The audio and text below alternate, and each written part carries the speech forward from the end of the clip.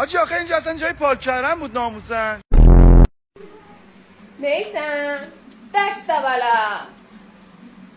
میسم این چیه نگاه میکنی؟ میسم میکشمت به خدا.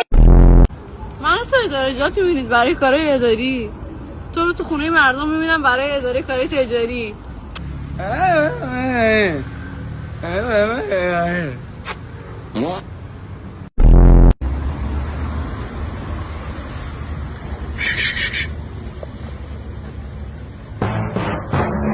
خجالت بکش تخم سگ.